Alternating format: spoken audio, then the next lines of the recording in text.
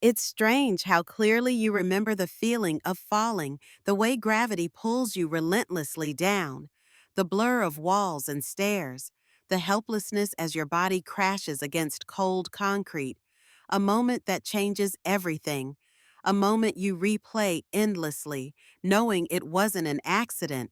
Flames dance in the fireplace, casting shadows that hide secrets darker than betrayal, colder than greed. You trusted him, shared your life, your bed, your dreams. But now, immobilized and vulnerable, every whisper outside the door, every footstep in the hall tightens the knot of fear inside your chest. Because you know one truth with bone deep certainty: he isn't finished yet, and neither are you. Eliza Chamberlain closed her eyes against the rush of cold air drifting up from the basement, a single light bulb illuminating the steep wooden steps beneath her feet. She felt a flicker of apprehension, then forced a tight smile as she steadied herself on the handrail. Her husband, Donovan, had insisted she head down to check the fuse box while he supposedly ran an errand. Something about a power flicker in the upper hallway. In her early 50s, Eliza was no stranger to household chores, yet she couldn't shake the unease creeping into her thoughts. The couple lived in a spacious, older home in suburban Colorado, a stately place with hidden corners and squeaky floorboards. Winter's chill seeped in through every crack, making the interior feel drafty and cold, no matter how high the thermostat was set. At 52, Eliza was a former senior accountant who had just 6 months earlier taken early retirement due to mounting stress and Donovan's coaxing that she deserved a calmer life. Donovan himself was 56, a one-time financial consultant who'd lost his job 3 years ago. Since then, he'd been living off their combined resources, often explaining that he was pursuing a personal business venture. Eliza believed him until the day a series of minor red flags began to surface. She'd noticed unusual credit card charges and questionable account withdrawals. But every time she tried to ask, Donovan brushed her off with an easy charm that had once made her fall in love with him. Tonight, that same easy charm had convinced her to brave the dark basement at a moment's notice. She descended carefully, each step producing a hollow creak. Approaching the final 3 steps, she heard something, a soft shuffle. She paused, glancing over her shoulder. The gloom pressed in around her. Then, with a force she barely registered, she was struck from behind a sharp jolt that sent her tumbling. A cascade of pain exploded through her back and head as her body crashed against the steps, limbs contorting in ways they never should. Her side collided with the handrail, and the final impact on the concrete floor left her breathless. The overhead bulb flickered ominously, turning the basement walls into shifting shapes. There was a ringing in her ears, and for an instant, she felt the warmth of her own blood trickling down her neck. Eliza came Donovan's voice, but it sounded distant and strangely calm. She tried to lift her head, but couldn't. Something was wrong, horribly wrong with her spine. Darkness at the edges of her vision blurred her senses. She caught a glimpse of Donovan's face hovering at the top of the stairs, his expression oddly impassive. She tried to speak, but her mouth wouldn't form the words. The last thing she remembered before passing out was the look in his eyes, a calculated glint that almost seemed to say, "This is all going according to plan." In that moment, Eliza Chamberlain had no idea that this accident would reshape her life, lead her to discover unimaginable betrayal, and ultimately unleash the hidden strength she never knew she possessed. Nor could she guess the size of the secret inheritance that lay waiting, about to turn her husband's darkest ambitions into a catastrophic mistake.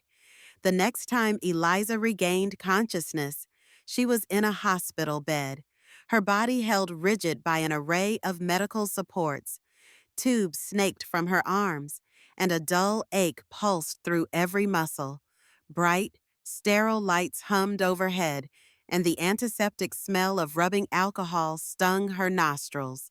When she tried to move, she discovered that she couldn't feel her legs. Panic flashed like lightning through her mind. She wanted to call for help, but her throat was dry, her voice barely a whisper. A gentle hand touched her forehead, and she turned her eyes to see a nurse in her mid-40s with a calm, reassuring smile.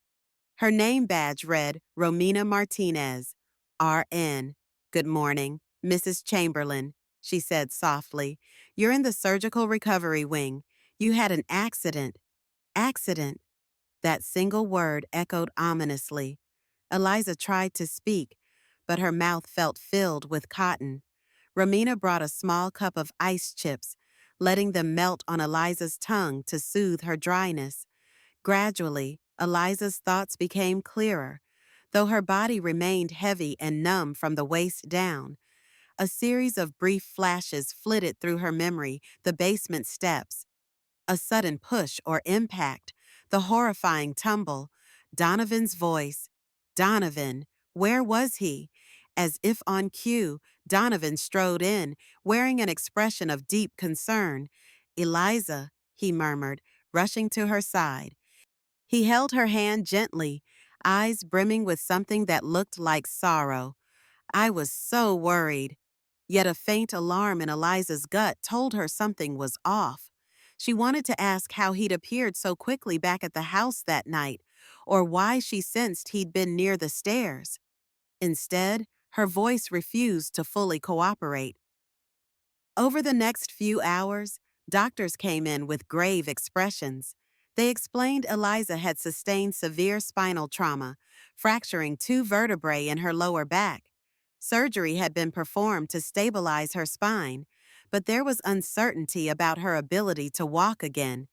Donovan's face displayed well-rehearsed devastation. "I'll take care of everything," he vowed. "You just focus on recovering." But as the day wore on, Eliza's awareness sharpened enough to pick up on Donovan's frequent phone calls. He stepped out of the room to speak in low tones about paperwork and insurance. Once, she woke from a doze to hear him mention joint accounts. A pang of dread unfurled in her belly. Her father had always taught her to keep a level head with finances. She might have retired early, but she still meticulously tracked their money until recently, when Donovan insisted on handling everything to ease her stress. Late that evening, when Romina checked Eliza's vitals and adjusted her medication, Eliza managed to croak out a question about finances. Romina hesitated, then admitted she wasn't sure. Yet her cautious glance told Eliza she suspected something. When Eliza pressed for a phone, Romina gently shook her head. "Hospital policy, especially for major surgeries. The doctors want you to rest." Eliza spent the next few days in a haze of painkillers, drifting in and out of consciousness. Occasionally, she'd awaken to see Donovan seated by her bedside, reading from a book or fiddling with an iPad. He always greeted her with the same line, "You're safe? I'm here." Yet the sense of dread never subsided. She noticed strange gaps in his explanations about the accident.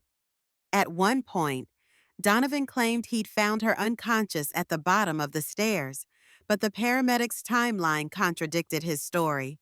Eliza only learned that from a snippet of conversation between 2 nurses in the hallway, something about the ambulance arriving long after Donovan's 911 call. Trying to gather her thoughts, Eliza began to piece together small details, the suspicious lumps in her memory of that night. Donovan's calmly controlled demeanor during her supposedly catastrophic accident, and the sense that he was always ensuring she stayed sedated. One evening, near midnight, she stirred at the sound of Donovan's low voice. He was on the phone, not realizing she was partially awake. "Yes, I've got the power of attorney," he whispered tersely. "She signed it right after surgery. She was barely lucid, so it's ironclad." A brief pause. Once she's in the long-term facility, we can make the move on the house. I just need your help to list it quietly. There was a tight chuckle. She won't be walking out of there anytime soon, if ever. A cold wave of horror washed over Eliza. Power of attorney. She vaguely recalled signing something under heavy medication, her signature scrawled while Donovan murmured about routine forms. Now she understood he was orchestrating a complete takeover of their assets, possibly preparing to institutionalize her for life if she couldn't walk again. She tried to stir, to speak, but only a faint rasp came out. Donovan quickly ended the call, turned to see her half-lidded eyes. He patted her hand with mock tenderness. Shh, rest, my love. Eliza felt utterly helpless, pinned under the weight of her injuries and the sedation. She realized she needed more than suspicion. She needed tangible proof. Yet pinned to the hospital bed, she had no phone, no laptop, and minimal mobility. Donovan had ensured her isolation. Despair curled around her thoughts like smoke. But an unlikely glimmer of hope arrived the very next afternoon. A lawyer named Eleanor Mathis knocked softly on the half-open door, stepping inside with a leather portfolio clutched under one arm. "Mrs. Chamberlain," she said in a hushed voice, "you don't know me, but I represent your great-aunt Loretta." Eliza struggled to recall details she'd met Aunt Loretta maybe twice as a child. "She passed away 6 months ago." Eleanor continued, gently. "The probate court's been searching for you." Still reeling, Eliza forced her tongue to cooperate. "What? Why?" With compassion in her eyes, Eleanor explained, "Your aunt named you the sole beneficiary of her estate. It's substantial." Carefully, she placed documents on the tray table, roughly $800 million in assets. Once all is settled, the very idea of $800 million felt surreal, like a number too large to belong to an ordinary person's life. Eliza's numb mind tried to process the information. She knew Aunt Loretta had been successful, dabbling in tech investments, but had never imagined anything near this magnitude. A wave of conflicting emotions rocked her shock at the fortune, grief at losing a relative she barely knew, and a swelling hope that she now had a secret card to play against Donovan's sinister plans. Eleanor Mathis, sensing the intensity of the moment, quietly reassured Eliza. The estate was specifically structured to protect your inheritance from any spouse or third party. Aunt Loretta insisted on that condition. Even if you were married, the trust documents ensure the funds are under your sole control. That's why the search to locate you took some time. You changed addresses and last names. Eliza's mouth felt dry as she whispered, "My husband, Donovan, he can't get this money." Eleanor shook her head. "Not legally. The trust documents are explicit. If he doesn't know about it, that's likely for the best until you can handle matters safely." Donovan's footsteps suddenly echoed in the corridor, and Eleanor hastily slipped a business card under Eliza's pillow. "Call me when you can, even if it's just to have me on speaker," she said softly. "We need to finalize a few forms, but I'll handle everything discreetly." Then she was gone, replaced moments later by Donovan's familiar presence. He walked in with that same practiced concern. "How's my brave wife?" he asked, setting a plastic bag of takeout soup on the rolling table, but his eyes flicked suspiciously around the room, almost as if checking for intruders. Eliza forced a weak smile. She realized she couldn't let him sense any change in her demeanor. He was the predator. She needed to become a secret huntress. If Donovan ever discovered the existence of that inheritance before she secured it, she had no doubt he'd escalate his methods, even kill her if necessary. For the first time since the accident, Eliza felt a spark of genuine determination. Yes, her spine was damaged, her legs unresponsive, but she had something Donovan did not, a hidden fortune. With the right allies, She could build a plan to expose him, and maybe, just maybe, she could heal enough to stand on her own both literally and figuratively. She played along, letting Donovan feed her a spoonful of soup, the routine of sedation, therapy, and Donovan's watchful presence continued for another 2 days. Eliza counted the minutes until she could speak privately with Eleanor or anyone who might help. During that time, Romina Martinez confided she'd overheard Donovan telling staff to keep visitors away, citing Eliza's fragile mental state. That revelation solidified Eliza's suspicions Donovan was painting her as mentally incompetent, likely setting the stage for permanent guardianship. She realized the fight for her independence was about to begin. On the morning of her second week in the hospital, Eliza woke earlier than usual. The analgesics had been reduced overnight, and her mind felt sharper. She sensed Donovan wasn't there. Maybe he'd gone home to fetch clothes or off to manipulate more paperwork. She summoned Romina with the call button. Romina arrived swiftly, scanning Eliza's monitors, then gave a small nod. "You're more alert today," she said. "Your vitals are stable, and Dr. Graham might start you on physical therapy soon." A flicker of sympathy crossed her face. "I know you're worried about things." Eliza mustered courage. "Romina, I need your help." She paused to wet her lips, choosing her words carefully. "I can't trust Donovan. There's something he's doing with my finances. He's forging my name, possibly stealing from me. I overheard him. He's planning to send me to a long-term care facility, someplace that's not good. I need proof." Romina's expression turned cautious. "Mrs. Chamberlain, are you sure he seems so devoted?" "I'm sure," Eliza said firmly, ignoring the protest of her throbbing spine. "He's used a power of attorney I unknowingly signed. I can't reach my phone. I can't get online. But I have to do something." She locked eyes with the nurse. "If there's any way you could help me contact someone like a lawyer discreetly, please, my life might depend on it." Romina swallowed, glancing toward the door. "All right," she said, lowering her voice. "I know someone my cousin works in medical administration, and she's got connections with legal aides who handle financial abuse cases. I can try to pass a message." A tremor of relief washed over Eliza. "Thank you. I have a lawyer named Eleanor Mathis who visited. She left a card. It's under my pillow." Romina gently retrieved the card, eyes widening at the name of the law firm. They were well known for high-profile estate cases. "If you can find a moment outside Donovan's presence, let her know I need immediate assistance. Tell her I'm ready to finalize the inheritance documents in secret."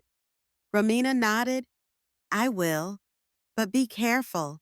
Your husband's spoken with staff about restricting visitors." She hesitated.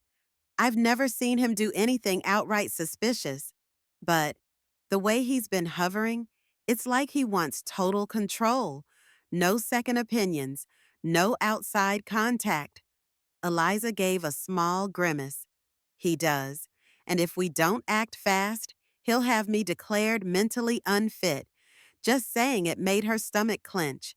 She pictured that scenario locked away in a place where Donovan could limit her therapy, keep her doped up, sign away her assets, maybe even arrange for a convenient accident. The memory of the basement steps left no doubt in her mind. Donovan was fully capable of orchestrating her downfall one way or another. As Romina left, Eliza stared at the sterile ceiling, frustration and fear warring within her. She promised herself she'd hold on to hope. With $800 million quietly backing her, she could turn the tables on Donovan. All she needed was a team and the will to fight harder than she ever had in her life. True to her word, Romina found an opportunity that very afternoon. Donovan had stepped out to meet an insurance adjuster, or so he claimed, leaving Eliza alone for the first time in days.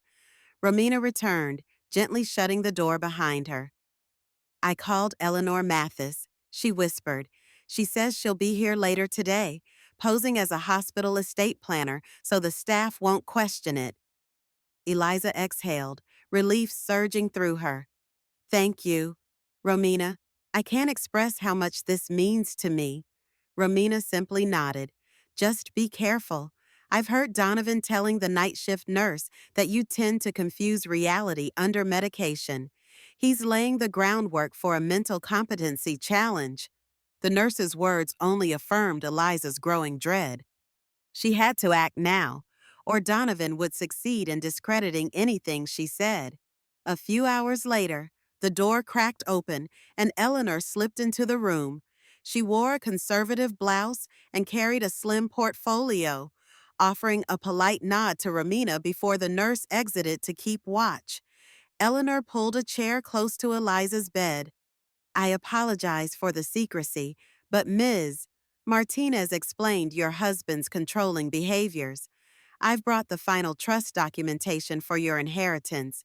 We can sign and notarize them quietly if you're up for it. Then her gaze turned serious. But we also need evidence of wrongdoing if we're to stop him from further exploitation. Eliza swallowed. He mentioned draining my accounts, forging my signature. He's taken out a second mortgage on the house, I suspect. He's planning to ship me to some facility. I heard him say as much on the phone. Eleanor jotted notes. We can hire a forensic accountant to examine your finances. But first, let's secure your inheritance. Once you officially transfer it into a protective trust, your husband can't touch it even with power of attorney, because the trust is legally separate. I'll handle the legal side, but we'll need to move swiftly. Eliza nodded, feeling a surge of empowerment. Do it. Though physically weakened, her mind sharpened with each word. Also, I suspect the accident wasn't an accident. If there's a way to investigate that, I need to know. Donovan might have pushed me. Eleanor's expression grew grim. That's a serious allegation. We'll need medical opinions and any forensic evidence from the house. However, given your condition, your direct recollection is crucial. We'll proceed carefully but firmly. They spent the next 20 minutes going over forms. With each signature this time done with full clarity, Eliza felt a barrier forming between Donovan and the inheritance he'd never suspect existed. Eleanor explained that the trust would be funded within a week, after which it'd be off limits to any outside party. Then she paused. If Donovan tries to accelerate his plan to commit you, we'll file for immediate protective orders. Eliza closed her eyes, relief mingling with anxiety. She had an ally, but the clock was ticking. Donovan would return soon, and if he grew suspicious, he could escalate. Thank you, she said softly, meeting Eleanor's gaze. I'll do whatever it takes to protect myself and to ensure he faces justice. That evening, Donovan returned with an unsettling aura of confidence. He strolled in carrying a bouquet of lilies, placing them on the side table with exaggerated care. For you, my love, he said, then leaned in and brushed a kiss across her forehead. Normally, such an act might reassure a spouse, but Eliza's heart only raced with alarm. She recognized the performance beneath his affectionate gestures. Thank you, she replied quietly, trying to appear subdued. She pretended to struggle more with her speech than she did, letting him believe the medication still fogged her mind. How was your day? Donovan asked, false warmth in his tone. Eliza forced a little shrug. Mostly just therapy. The nurse said I might try light movement soon. She let her gaze drift, feigning a timid, fragile state. Inside, she burned with anger. Her back ached fiercely, but the greater pain was emotional knowing the man she once adored was orchestrating her downfall. Donovan nodded, glancing around the room. No visitors, he asked, a sharp edge to his voice. She shook her head, letting him believe his plan to isolate her was working. He appeared satisfied, crossing his arms. Good, We can't have you overexerted with too many people coming and going. Stress won't help your recovery. Eliza's lips curved into a weak smile, feigning gratitude.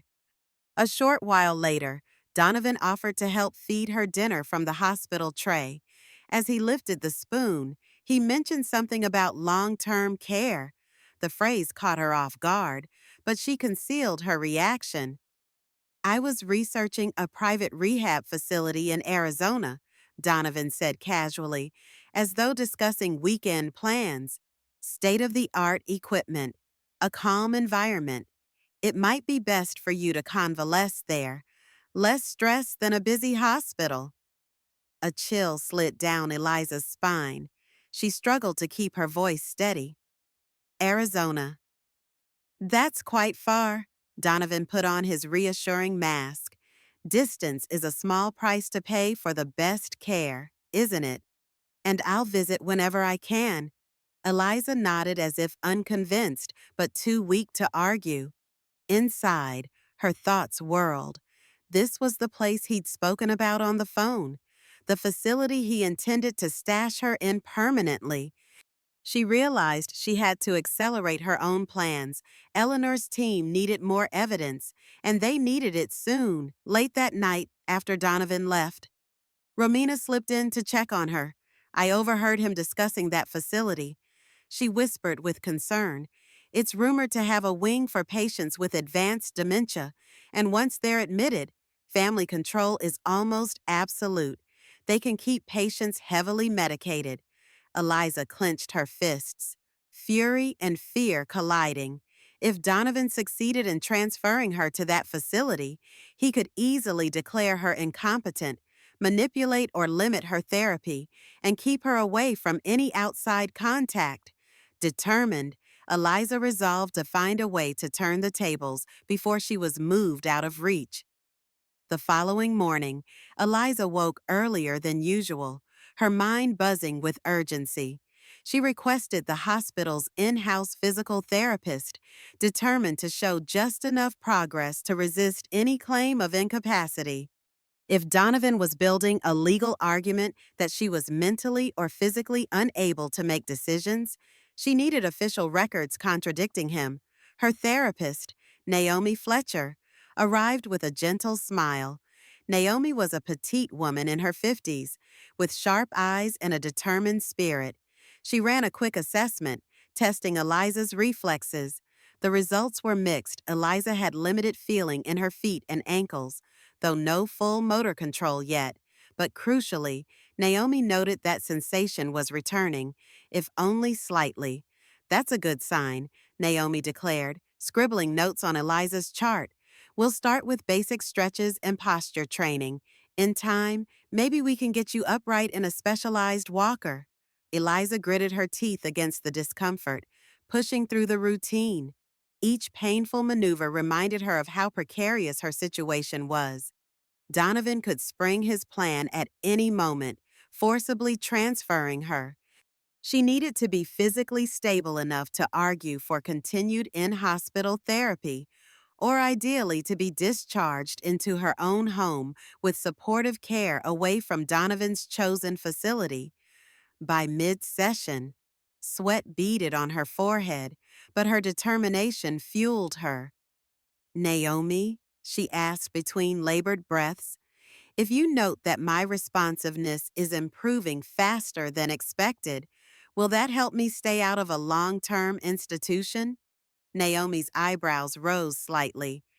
It could, generally, if you show potential for improvement in a standard rehabilitation environment. Doctors will recommend continued therapy here, or at a reputable local rehab center. Why do you ask? Eliza hesitated, then exhaled. Because my husband insists on sending me to a place in Arizona. It's far away, and I'm worried. I think I'm better off here in Colorado. Naomi gave her a long, considerate look. I'll document everything accurately. Mrs. Chamberlain, that's my job.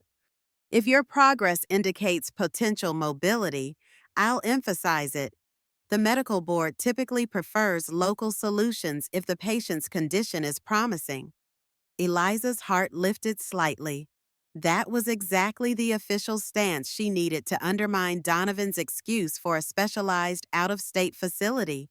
She pressed on with the therapy, each small victory a thread of hope. If Naomi's reports made it into her medical file, Donovan's claims that she'd never walk again would lose credibility. After therapy, Eliza felt a physical exhaustion that nearly overwhelmed her, but her spirit burned bright. She asked Romina to schedule a meeting with Dr. Graham, the overseeing physician, hoping to get his endorsement for continued in-hospital rehabilitation. Romina agreed, but warned Donovan might try to intercept this. Sure enough, that afternoon, Donovan strolled into the room, whistling in a forced display of cheer. He noticed Eliza's obvious fatigue and frowned. "They're not overworking you, are they? You look drained." She mustered a half smile, still sweaty from the exercises, just normal therapy, trying to get back on my feet. For a flicker of a second, she saw annoyance cross Donovan's face like her improvement was an inconvenience. He covered it quickly with a gentle laugh. "That's admirable, but let's not push. Sometimes acceptance is the kinder path." His words struck like needles, reinforcing Eliza's certainty that he wanted her incapacitated. Day by day, Eliza grew stronger, not only physically but mentally. She spoke with Romina whenever possible, gleaning updates on Donovan's comings and goings. Eleanor Mathis also discreetly visited with new developments. The inheritance trust was nearly fully funded, and the forensic accountant had already spotted suspicious financial transactions from Eliza's joint accounts. Evidence was piling up. But Eliza knew suspicion was not proof, especially when Donovan presented himself so convincingly as a loving, supportive spouse. She needed undeniable documentation of his intent. Late one evening, she got her chance. Donovan had stepped out for a phone call, and Romina, checking in for night rounds, quietly slipped Eliza's phone, safely retrieved from a locked drawer in Donovan's bag, into her hand. 5 minutes, Romina whispered. "He's down the hall. Make it count." Eliza's heart thundered. She quickly opened the phone, thankful for the hospital's Wi-Fi. She navigated to her banking app only to find it locked by a new password. Grimacing, she tried a separate approach, scanning her email for statements. Then she found them automated alerts about large withdrawals. Lines of credit opened in her name. Thousands of dollars gone. Likely more. She saved screenshots. Moving fast. She emailed them to Eleanor's secure address. Next, she found multiple voice messages from a real estate agent referencing preliminary offers for the Chamberlain house. A chill raced through her. Donovan was listing their home behind her back. She forwarded those messages too. She almost didn't notice the new text chain from an unfamiliar number. It showed Donovan discussing contingency plans with an unknown partner. She snapped screenshots, trembling with adrenaline. Quick footsteps outside signaled Donovan's return. Romina tapped the door lightly. "He's coming," she mouthed, slipping back into the corridor. With shaking hands, Eliza tucked the phone under her blanket, feigning sleep. Donovan entered, scanning the room suspiciously. For a moment, she thought he might approach the bed, check for the phone. Instead, he paced near the window, tapping out a text. She risked a glance through heavy eyelids. His brow was furrowed, lips tight, as though receiving bad news. Then he exhaled, composed himself, and returned the phone to his pocket with an exasperated sigh. "Everything okay?" she mumbled, mimicking grogginess. Donovan's eyes darted to her. "Just insurance formalities. Darling, bunch of red tape. Don't you worry." He patted her hand. "Focus on healing, healing." Yes, she thought bitterly, so he could ship me away and strip me of everything. Eliza forced a weak nod, turning her face away to hide her anger. At least now she'd secured copies of vital evidence enough for Eleanor to push forward with a legal blockade. That night, as the hospital lights dimmed and Donovan dozed in the chair, Eliza let tears slip down her cheeks. Pain throbbed through her lower back, but the deeper ache was emotional. A betrayal so profound she questioned her entire marriage. Still, she reminded herself she wasn't alone. She had Romina, Eleanor, Naomi's medical notes, and a secret inheritance that Donovan could never claim. The next morning, Dr. Graham arrived for his routine check, flipping through Eliza's chart. "Your recovery is coming along better than I initially anticipated," he remarked. "There's still a chance you can walk with support if therapy continues intensively." Eliza felt an upsurge of hope, but Donovan, standing by the window, remained impassive. "That's great news," Eliza managed, ignoring the ache in her vertebrae. Dr. Graham nodded. "I'd recommend another month of in-hospital rehab before discussing external facilities, assuming your insurance coverage is in order." Donovan stepped forward, carefully smoothing his expression into mild concern. "Doctor, about that coverage, there's been some confusion. Our policies might not extend for a full month. I've been exploring specialized rehab centers that might better suit Eliza's needs without draining our accounts." Dr. Graham frowned. "Well, there's an appeals process for extended coverage. I can help with a letter of medical necessity. If the patient can show improvement, the insurer often grants an extension." Donovan pressed his lips thin, pivoting. "We'll see. I just want what's best for her." The words sounded hollow to Eliza now. She gave Dr. Graham a beseeching look, hoping he'd sense her preference to stay local. When the doctor departed, Donovan turned to Eliza with a soft sigh. "We can't ignore financial realities, my dear, but let's not worry about that now." He gently squeezed her hand. She suppressed a shiver of revulsion at his touch. Later, as soon as Donovan left for a meeting, Romina and Naomi convened in Eliza's room. Naomi had Dr. Graham's formal recommendation documented, emphasizing Eliza's potential to regain significant mobility. "If Donovan tries to forcibly relocate you, this official recommendation could help." Naomi explained, "He'll have to override a doctor's professional advice, which raises red flags." Eliza nodded gratefully. "What about cost? He keeps talking about insurance." Naomi exchanged a glance with Romina. "If we can prove medical necessity, the hospital's social worker can assist with partial coverage.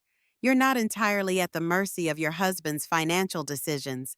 A knock on the door froze them momentarily, but it was only a hospital volunteer with a small envelope for Eliza. Inside, a single typed note read, "Emergency hearing soon. Donovan's moves escalate. Stay strong. E.M."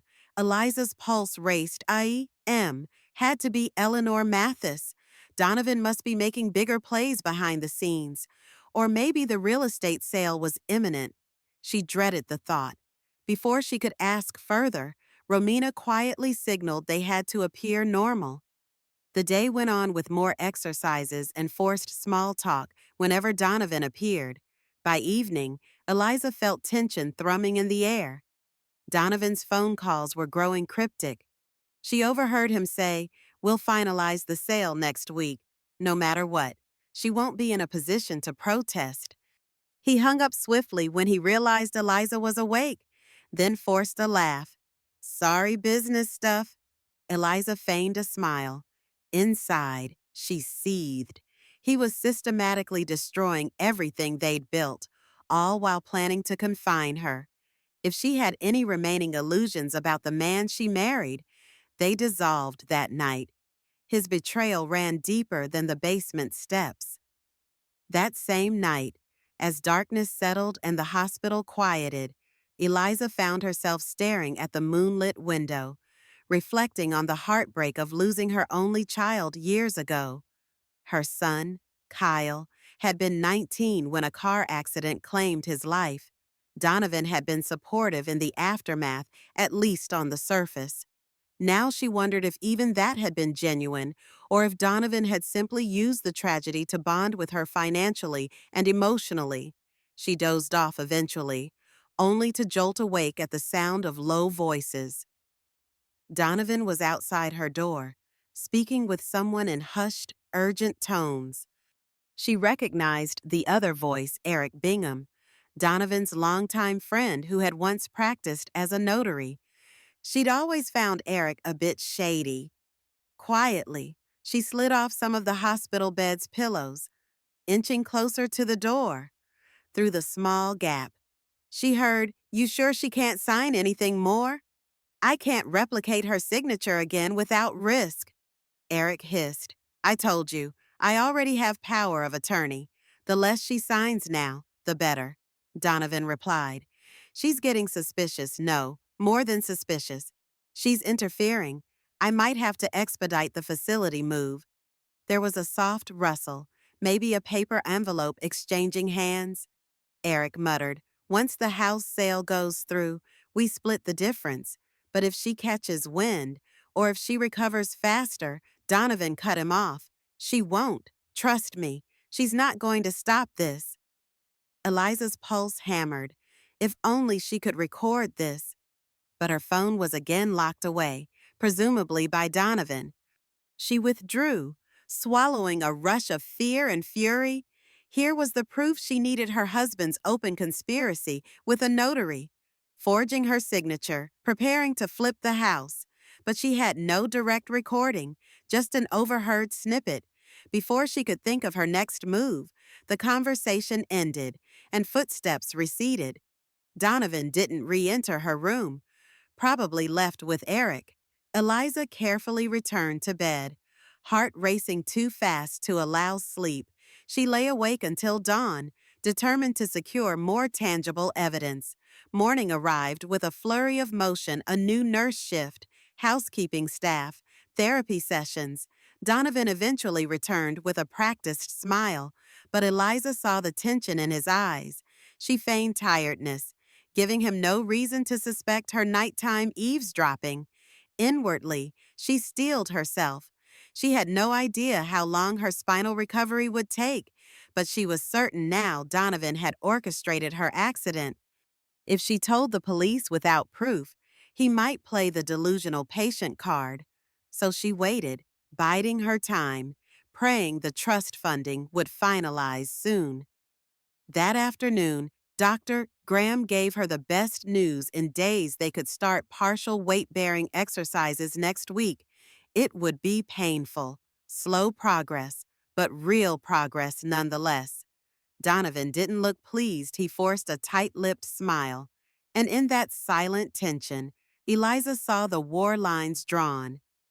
2 days later, Eleanor Mathis returned, disguised under a modest sweater and simple slacks, carrying what looked like a standard hospital file.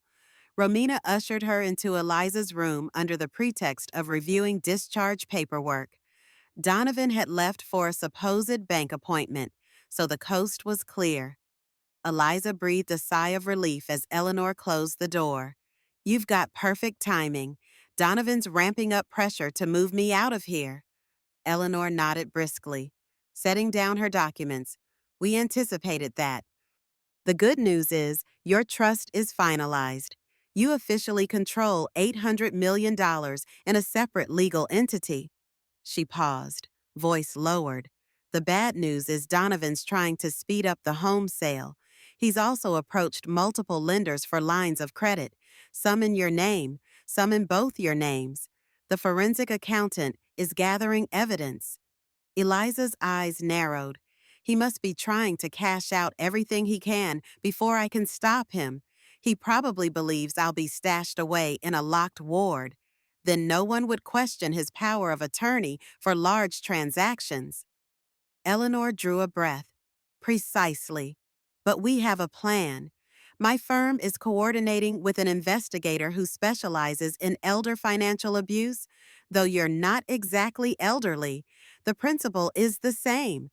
We can petition the court for an emergency injunction to freeze your jointly held assets if we demonstrate probable cause. That would help, Eliza said, pulses of relief pricking her.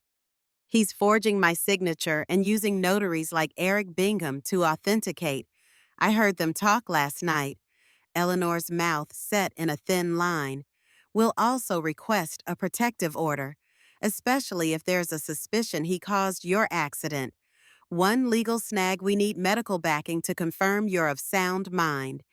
If Donovan claims you're mentally unfit, he could stall these filings. Eliza nodded. Doctor, Graham's records show my mental cognition is unimpaired, and I've improved physically. I can recite it chapter and verse if needed. Eleanor smiled. Excellent. I'll speak with Dr. Graham. Meanwhile, I suggest continuing to gather any evidence possible. We might also need witness statements from staff who overheard suspicious conversations. Romina's one. She's overheard phone calls, Eliza said, and I suspect Naomi can attest to Donovan's frustration at my progress. She paused. But, Eleanor, I still worry. If Donovan catches wind that we're on to him, we'll file immediately, Eleanor assured her. He won't have time to cover his tracks. She checked her watch. I should go soon, before he returns. Keep your head up. With your inheritance secure, you hold the stronger cards now. Eliza felt a surge of gratitude. Thank you, she whispered. I was so close to giving in. But now, I have hope. Eleanor gently squeezed her shoulder. You've got this, Mrs. Chamberlain. You're not alone. Then, gathering her papers, she slipped out with the same careful discretion. Outside, the hospital corridor buzzed softly, oblivious to the showdown looming. Eliza closed her eyes, steeling herself for the final steps in toppling Donovan's house of cards. It was the third week of Eliza's hospitalization when Donovan finally pushed his plan into overdrive. She woke from a short nap to find him hovering over her bed, a folder of documents in hand. His expression was unusually intense, equal parts frustration and forced compassion. Eliza, he said softly, I've spoken to your doctors and the insurance reps. They're not optimistic about another month here. Our finances can't handle it. I've arranged a transfer to the North Horizon Rehabilitation Center in Phoenix, Arizona. They specialize in cases like yours. He paused, placing a hand on her shoulder with a gentle squeeze that made her skin crawl. You'll get the best care. Eliza's pulse hammered. This was it, the official attempt to move her out of state, away from every safeguard. She forced a trembling breath. I'm not comfortable, she began, voice shaking. Graham said Dr. Graham isn't in charge of payment. Donovan cut in, a slight edge creeping into his tone. He's a good physician, but he won't be the one bankrupt if we stay. North Horizon can take you by next week. I'll handle the paperwork. Eliza glanced at the folder. That's very soon? Donovan exhaled, feigning sympathy. I know this is sudden, but it's for your own good. You're in pain, and the specialized facility will accelerate your therapy. Trust me, I'm doing everything possible for you. He flipped open the folder, revealing what looked like medical transfer forms. She spotted lines about mental capacity, financial liability, and long-term guardianship. Her heart clenched. She feigned a wave of dizziness. I'm tired. Can we talk about it tomorrow? For a moment, Donovan's eyes flashed with irritation, but he quickly smoothed his features. Of course. Rest now. But we don't have much time. The center only has one open bed for the next 2 months. Eliza nodded weakly, and Donovan left, promising to return in the evening. The moment he was gone, she pressed the call button for Romina. She explained the situation in hushed urgency. Romina paled. If he moves you out of state, it'll be harder for any protective order to serve immediately. We need to act, Eliza said, her voice resolute. She asked Romina to contact Eleanor Mathis, tell her the transfer was set for next week. The nurse hurried off, understanding the gravity. An hour later, Eliza's phone beeped from its hidden spot under her blanket. She fished it out, checking the message from an unknown number. It read, "He's filing immediate transfer docs. Will move now. E.M." Relief and trepidation crashed in her. The plan to freeze her joint assets and file for protective orders would likely be set in motion, but Donovan was cunning. He might sense the trap. She closed her eyes, mind spinning with the tension of a final battle approaching. Donovan believed she was too weak, too powerless. He had no inkling of the $800 million shielded behind an ironclad trust, nor the legal forces converging against him. Eliza steeled herself for the confrontation, reminding herself that everything the house, her freedom, her entire future was at stake. By the following afternoon, events moved at a breakneck pace. Dr. Graham, summoned by Eliza's request, reviewed her case again, asserting in writing that she was mentally capable of making her own decisions. Naomi contributed updated therapy notes showing incremental progress, sufficient to recommend continued in-hospital care over out-of-state relocation. Armed with these documents, Eleanor Mathis and her associates raced to the county courthouse to file an urgent motion. Meanwhile, Donovan grew more agitated. He spent hours on calls, slipping out into the hallway and returning with a forced smile that strained his cheeks. Eliza guessed he was meeting resistance, possibly from the bank or from the real estate agent. She could only hope Eleanor's motions to freeze accounts were slowing him down. At one point, he demanded to see the hospital's billing office, presumably to push them for an immediate discharge plan.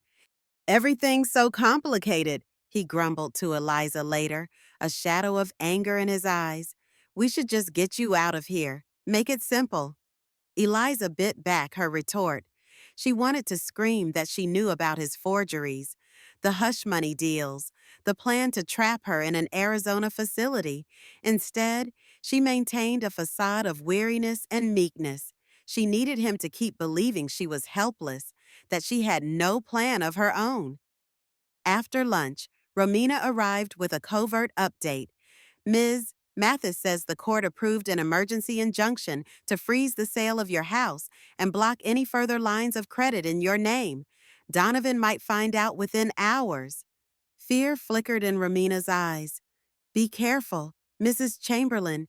If he realizes you've taken legal action, he could do something drastic." Eliza swallowed hard. She thought of the basement stairs, the push. Donovan was capable of violence, or at least orchestrating accidents. She looked at her wheelchair, a sturdy model she'd just begun using under Naomi's guidance. If Donovan tried to accelerate her discharge forcibly, would she be able to resist physically? The tension reached a head that evening. Donovan stalked into her room, his expression thunderous. "I just got word from the bank that our accounts are frozen," he said, voice tight with restrained fury. "Some court action related to your name. Care to explain?" Eliza feigned confusion, but her trembling hands gave her away. Donovan's gaze narrowed. "Is that so? Strange how, right when I make arrangements for your care, everything gets locked down." His tone dripped with accusation. She took a shaky breath. "I didn't do anything. Donovan." She willed tears to her eyes. "I'm just lying here. Remember, I can't even walk without assistance." He inhaled sharply, anger warring with uncertainty. For a moment, she thought he might lunge at her. Instead, he flung the door open. "I need to make some calls." Without another word, he stormed out, letting the door slam behind him. As the echo faded, Eliza exhaled. The moment was dangerously close. Donovan's mask was slipping. She braced herself for whatever might come next. If Donovan felt cornered, She suspected he'd pushed to transfer her out of the hospital even faster, perhaps by forging a rush discharge. But with the legal freeze in place, she had a fighting chance. She prayed it would be enough. The following morning, everything converged at once, like a tightly wound spring suddenly released. Eliza woke to a commotion in the hallway, raised voices, hurried footsteps. Donovan's voice rang out, furious and demanding. She couldn't catch every word, but phrases like, "She's my wife," and "I have the authority" drifted through the open doorway. Romina appeared at Eliza's bedside, eyes wide. "He's insisting on immediate discharge," she whispered, glancing over her shoulder. "He says he has a medical transport coming in an hour to take you to Arizona." Eliza's heart pounded. "But Dr. Graham is refusing, stating it's against medical advice. Donovan is threatening legal action. The hospital administrators are caught in the middle. They're trying to confirm the validity of his power of attorney." Romina placed a gentle hand on Eliza's arm. "Eleanor's on her way." Time seemed to slow as Donovan burst into the room, his expression twisted with desperation. "Eliza, get ready," he snapped, rummaging in the closet for her clothes. "We're leaving. The van will be here shortly. I won't let you sabotage this with your bizarre meddling." Eliza forced her voice steady. "Donovan, the doctor said I'm not fit to be discharged yet." He ignored her protest, practically throwing a jacket onto the foot of the bed. "I don't care what Dr. Graham says. My power of attorney trumps that." He moved closer, his eyes wild. "Don't you see what they're doing? They're trying to bankrupt us with these prolonged hospital bills. We can't pay. The bank froze our accounts, and we have no choice but to use the specialized facility. So you're leaving. Today." Fear coiled in Eliza's stomach. She glanced at her wheelchair, then at the IV still in her arm.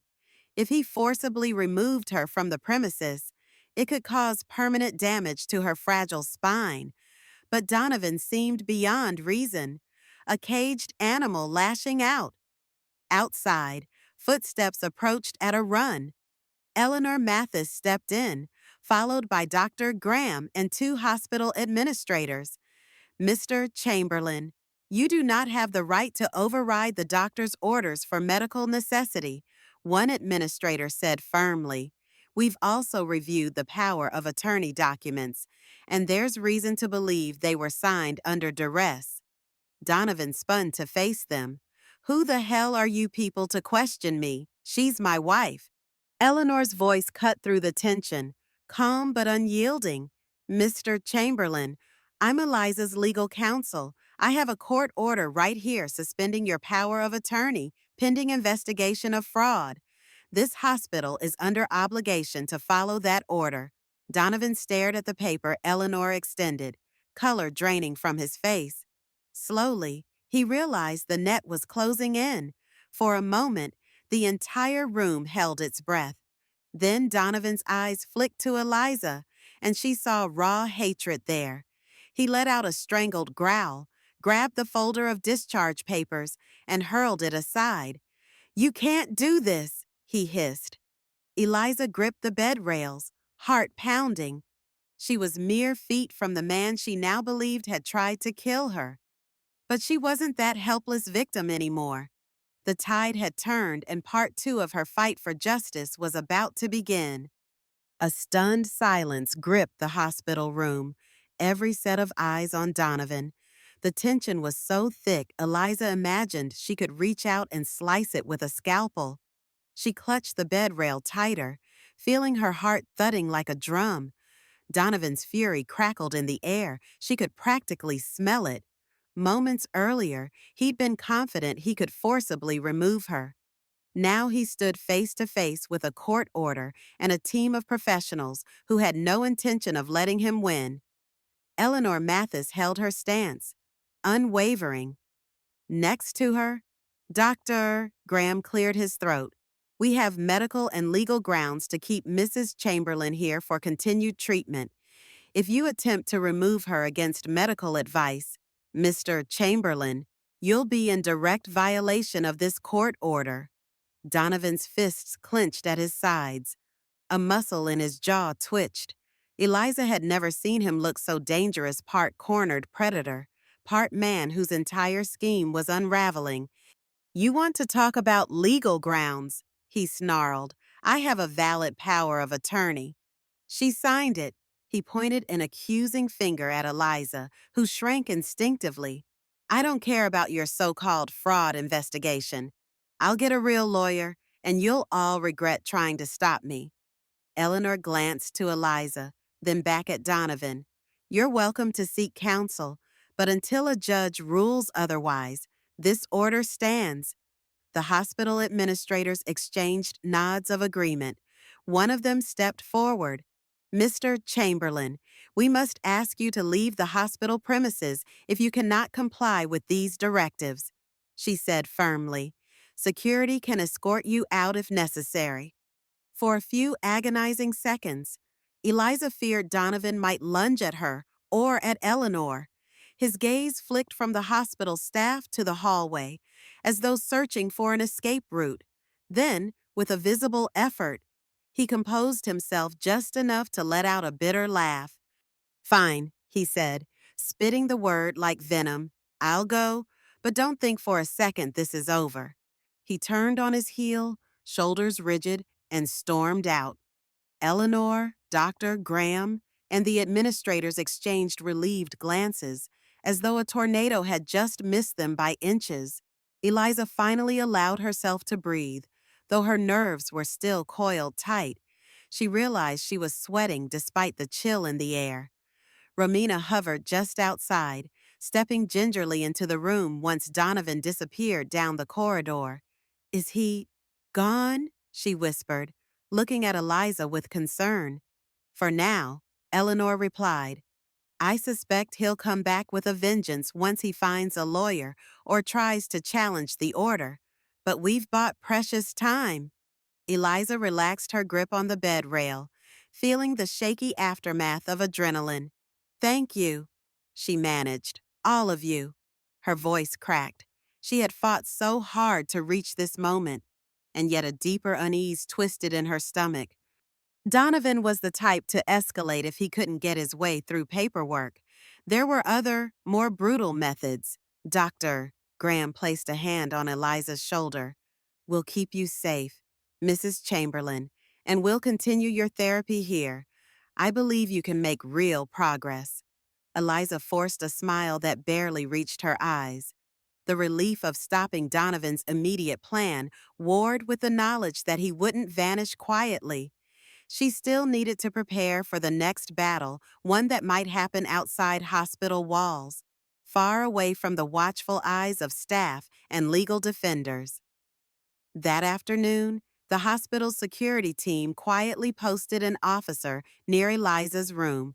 From her bed, she could occasionally glimpse a figure in a dark uniform standing at the end of the corridor, a silent reassurance that Donovan couldn't just barge in again. Yet the extra layer of protection also underscored the severity of her situation. It wasn't common for a simple financial dispute to warrant such measures. This was something more dangerous. Eleanor returned with more updates. They'd filed an official claim challenging the power of attorney on grounds that Eliza had been under heavy sedation when she'd signed. At the same time, they presented evidence of Donovan's financial forgeries, courtesy of the forensic accountant's preliminary report. "We're building a strong case," Eleanor explained quietly. Taking a seat by Eliza's bed, "Donovan is likely to face charges if he can't provide legitimate explanations for those shady transactions. Right now, he's either scrambling to hide assets or seeking a high-powered attorney to fight back." Eliza listened, nodding grimly. She thought of the second mortgage, the real estate listings, and Eric Bingham's involvement. "He won't stop," she murmured. "He's come too far. If he can't drain my accounts legally, he might do something more drastic." Her eyes flicked down, recalling the push at the top of those basement steps, how close she'd come to losing her life. A new fear coalesced. What if Donovan decided that if he couldn't control her finances, then eliminating her entirely was his only option? Eleanor picked up on the unspoken dread. She gently placed her hand over Eliza's. We can request a protective order for your personal safety, but the most critical thing is not to be alone with him if we can help it. Also, the moment you're medically cleared to leave the hospital, consider relocating to a secure facility or a place he can't access. Eliza nodded, feeling her stomach twist. She'd always felt safe in her own home, but that was the very place Donovan had nearly killed her. I'll do whatever it takes, she said finally, voice trembling with resolve. I just want this nightmare to end. Shortly after Eleanor left, Naomi arrived for Eliza's daily therapy session. We'll try a short walk with the walker, she said, offering a supportive smile. She'd set up parallel bars in a small rehab room down the hall. Carefully, Romina and Naomi helped Eliza transfer from the bed to a wheelchair and then roll toward the therapy area. Sweat dotted Eliza's brow as she gripped the parallel bars, harnessed at the waist in a safety belt. She gritted her teeth, willing her legs to bear some weight. Even if shaky, the strain in her lower back was intense, but she managed 2 steps, a small victory that brought tears to her eyes. Every movement felt like inching up a mountain, yet it symbolized hope. If she could walk again, she'd remove one more weapon from Donovan's arsenal. Naomi beamed. That's excellent. Eliza, 2 steps is a start. We'll extend that tomorrow, bit by bit. You'll get there. Eliza nodded through shallow breaths. I have to, she said between exhales. I can't stay vulnerable forever. A fleeting image of Donovan's enraged face slid through her mind. She remembered it all too well, his eyes flaring with cold calculation as she toppled down the stairs. She vowed to use every ounce of strength, physical and legal, to ensure he never got another chance to harm her. The days that followed were a tense waiting game. Donovan went uncharacteristically silent. He didn't appear at the hospital, didn't call the nurses' station, and didn't text Eliza. That absence might have felt like relief, but to Eliza, it triggered more anxiety. She knew Donovan was lurking somewhere, plotting. Men like him didn't just vanish quietly. Eleanor periodically dropped by with updates. The local district attorney's office expressed interest in the forgery allegations. Then, a second bombshell emerged. The police had reopened the investigation into Eliza's accident.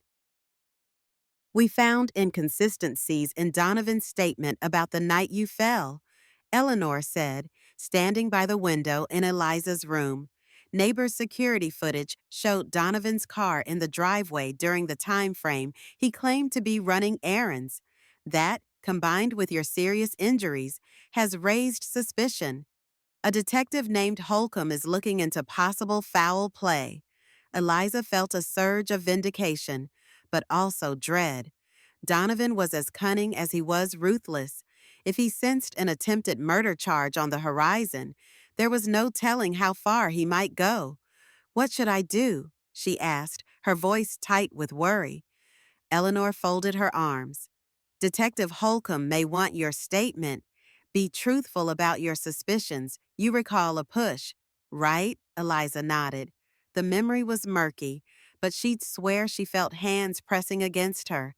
Yes, right before I tumbled, I sensed someone behind me, and it felt like a shove.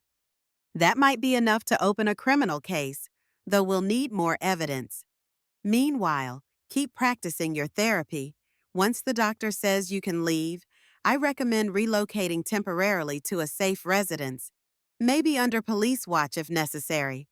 The idea of leaving Colorado had never crossed Eliza's mind until now, but if Donovan was determined enough, perhaps a secure or undisclosed location would be her only option. I'll do what's best, she said softly. I just want my life back. By the start of the next week, Eliza's improvements were steady.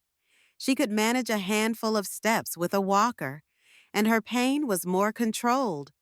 Doctor, Graham expressed cautious optimism that she'd eventually walk unassisted, though she still needed extensive rehab. We might discharge you within a couple of weeks, he noted, but only if you have a safe environment to continue therapy. Eleanor, who was present, nodded vigorously. We're making arrangements, she said. In fact, Ms. Chamberlain, she paused, careful not to call Eliza by Donovan's surname. Your trust funds can cover a private, secure rehab suite if that's what we decide. Eliza felt a swelling sense of gratitude tinged with sorrow.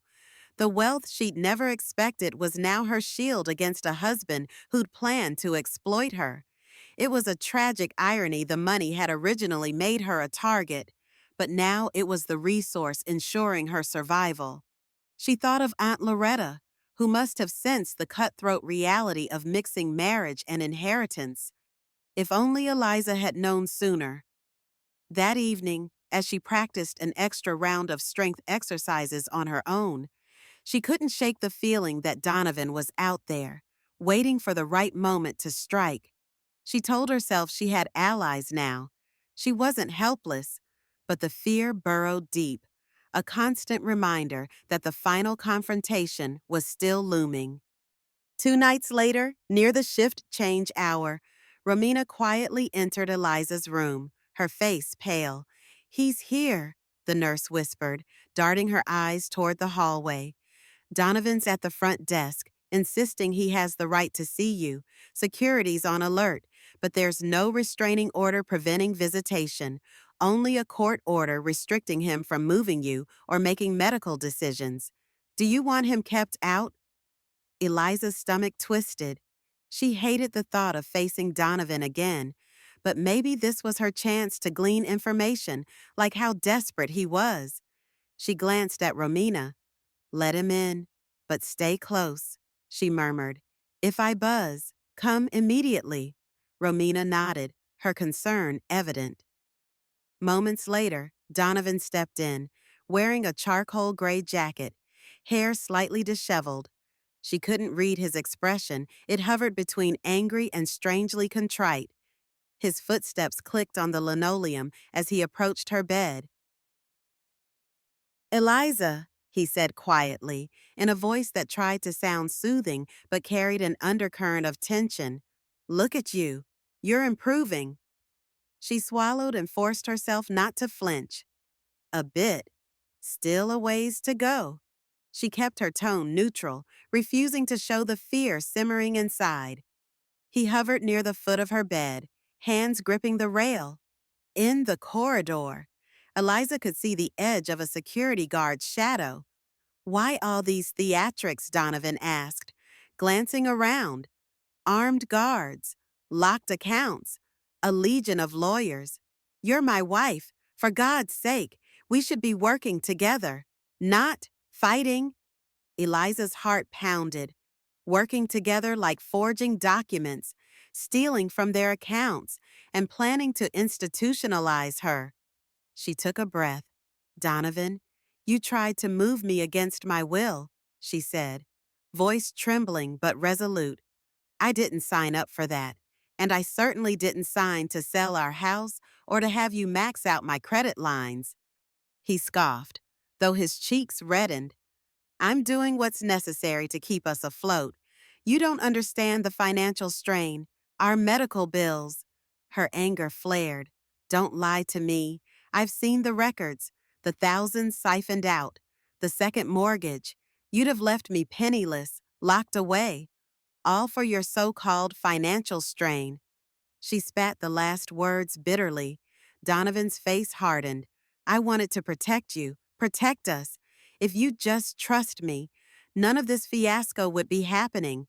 Eliza steadied herself. You're the one who created this fiasco, and you better hope you're prepared to answer for it, because the authorities are investigating everything. He tightened his grip on the bed rail until his knuckles went white. So you're throwing me to the wolves. Is that it? You think you can just shift all blame to me and waltz away with a clean conscience? Blame, she repeated, voice rising. You pushed me down those stairs. Donovan, I'm certain of it. Don't even pretend, he lunged forward, eyes wild, but Romina immediately slipped into the doorway. The security guard a step behind. Donovan froze, swallowing fury. You'll regret crossing me, he said at last, his tone so low it gave Eliza goosebumps. Moments later, Donovan stormed out, the guard following to ensure he actually left the premises. Eliza let out a shaky breath, her chest tight. That raw hatred in his eyes spoke volumes. He was more desperate than ever. By the time dawn broke, Eliza had slept little. Her dreams were plagued by images of Donovan's enraged face, the memory of her body tumbling down wooden steps, and an endless chase through shadowy hallways. She woke sweating, but determined. If Donovan thought he could intimidate her back into silence, he was gravely mistaken. That morning, a new visitor arrived, Detective Holcomb. He was a lean man in his late 40s, with a calm demeanor and a neatly trimmed mustache. He pulled up a chair beside her bed, flipping open a small notebook. Mrs. Chamberlain, he began in a measured voice. I've reviewed your medical records and statements from hospital staff. I understand you suspect your husband deliberately caused your fall. She recalled her vow to be truthful. Yes, she said, taking a breath. I was on the basement stairs. I sensed someone behind me, then felt a forceful push. Next thing I knew, I was hurtling down. I saw Donovan at the top, but it's hazy. The timeline doesn't match his story about being away. Holcomb nodded, occasionally jotting notes, any details about motive, or any prior incidents that suggest violence. Eliza's hands tightened on the blanket. He's never been physically violent before, not until that moment, but he's controlling about finances, and I believe he discovered I was about to inherit a large sum from my late aunt. Once he realized he couldn't legally access it, he made me sign power of attorney documents while I was sedated. He's forging my signature on countless financial transactions, and I think he decided the best way to get everything was to keep me out of the picture. Holcomb's expression was grave. We're aware of suspicious financial activity. Your attorney has shared some documentation with us. We also have a statement from your neighbor about Donovan's car being in the driveway when he claimed otherwise. He paused, tapping his pen. Mrs. Chamberlain, if I pursue an attempted murder charge, we'll need strong evidence. Your testimony is a start, but we'll also need forensic analysis of the staircase, any physical proof of a push. Eliza thought of how meticulously Donovan might have wiped away signs of a struggle. The day after my accident, he said he needed to clean up the basement. I'm sure he destroyed or altered anything that pointed to foul play. Holcomb nodded somberly. Could be, but sometimes people miss details, footprints, angles of impact. We'll do our best. In the meantime, I recommend you stay under protective watch. If Donovan is confronted with an attempted murder investigation, he may become more unpredictable. She glanced at the security guard outside. I'm aware. Thank you, Detective. He gave her a reassuring nod. You're doing the right thing by speaking up. If you recall anything else, even small details, let me know. Rising from the chair, he dropped his card on the nightstand. I'll be in touch. After he left, Eliza felt a mix of anxiety and relief. A real criminal investigation, pinned on Donovan, was in motion. If they uncovered enough proof, he'd face not just financial crime charges, but attempted murder. Yet that also meant Donovan had nothing left to lose. A cornered predator with no future could be the most dangerous of all. A week passed in a fragile equilibrium. Donovan stayed away, possibly on advice from a lawyer. Eliza's therapy progressed. She could now walk several steps with a walker, guided by Naomi, each session reinforcing her muscles' memory and building confidence. Whenever her spirit wavered, she thought of Donovan's betrayal, using that anger to push herself forward. Legal battles churned quietly in the background. Eleanor's firm filed a barrage of motions to prevent Donovan from accessing any accounts or property. The medical bills, ironically, were now being covered by emergency insurance provisions triggered by Eliza's potential victim status, an angle her legal team had managed to highlight. The pieces of her shattered life were slowly taking shape, though the looming shadow of Donovan still haunted her. On a crisp Monday morning, Dr. Graham signed off on Eliza's discharge, provided she continue intensive therapy on an outpatient basis. The hospital environment is good for acute care, but you've stabilized enough to do rehab with visiting therapists or at a specialized clinic. He explained, it's safer to leave than to remain here if Donovan tries to corner you again, but you must ensure your new location is secure. Eleanor arrived shortly after with a plan. We've arranged for you to stay at a private, gated rehabilitation compound just outside Denver. The security is top-notch. No one enters without clearance. You'll have a personal suite, daily physical therapy, and staff who understand your situation. Eliza felt a wave of gratitude. Thank you. I didn't even realize such a place existed.